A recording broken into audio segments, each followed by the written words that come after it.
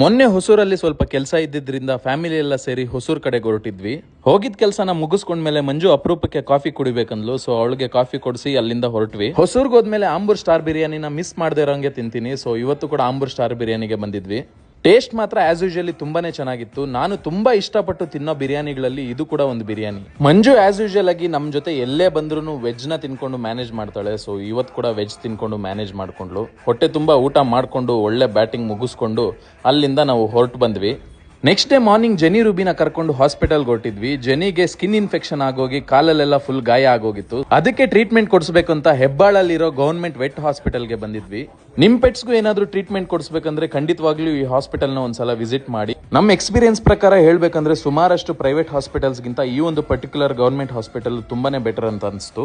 ನೀವು ಜೆನಿನ ಅಬ್ಸರ್ವ್ ಮಾಡ್ತಾ ಇದ್ರೆ ನಿಮ್ಗೆ ಆಲ್ರೆಡಿ ಗೊತ್ತಾಗಿರುತ್ತೆ. ನೋಡಿ ಅವಳ ಕಾಲು ಎಷ್ಟು ಗಾಯ ಆಗೋಗಿದೆ. ಬರೀ ಅದೊಂದೇ ಕಾಲಲ್ಲ, ಪ್ರತಿಯೊಂದು ಕಾಲಲ್ಲೂ ಗಾಯ ಜಾಸ್ತಿ ಆಗೋಗಿದೆ. ಟ್ರೀಟ್ಮೆಂಟ್ ಮುಗಿಸ್ಕೊಂಡು ಅಲ್ಲಿರೋ ನಾಯಿಗಳ ಜೊತೆ ಸ್ವಲ್ಪ ಹೊತ್ತು ಟೈಮ್ ಸ್ಪೆಂಡ್ ಮಾಡ್ಕೊಂಡು ಅಲ್ಲಿಂದ ಹೊರಟು ಬಂದ್ವಿ. ರಿಟರ್ನ್ ಬರ್ತಾ ಮಧ್ಯಾಹ್ನ ಲಂಚ್ಗೆ ಅಂತ ನಾವು ಬಂದಿದ್ದು ಆಲಿವ್ಸ್ಗೆ. ಇಲ್ಲಿ ಕೊಡೋ ಟೇಸ್ಟಿ ಫುಡ್ ಐಟಮ್ಸ್ಗೆ ಜನ ಯಾವಾಗ್ಲೂ ತುಂಬಿಕೊಂಡೇ ಇರ್ತಾರೆ. ಜೆನಿ ರೂಬಿ ಇದ್ದಿದ್ರಿಂದ ಒಳಗೋಗಿ ತಿನ್ನಕ್ಕಾಗಲ್ಲ, ಕಾರಲ್ಲೇ ಕುತ್ಕೊಂಡು ತಿನ್ನೋಣ ಅಂತ ನಾನೇ ಪಾರ್ಸಲ್ ತಗೊಂಬಂದೆ. ಟೇಸ್ಟಿಯಾಗಿರೋ ಸ್ಯಾಂಡ್ವಿಚ್ಚು, ಚಿಕನ್ ರೋಲು ಮತ್ತೆ ಪರೋಟಾ ಬೌಲ್ ಎಲ್ಲ ತಿನ್ಕೊಂಡು ಅಲ್ಲಿಂದ ಹೊರಟು ಬಂದ್ವಿ.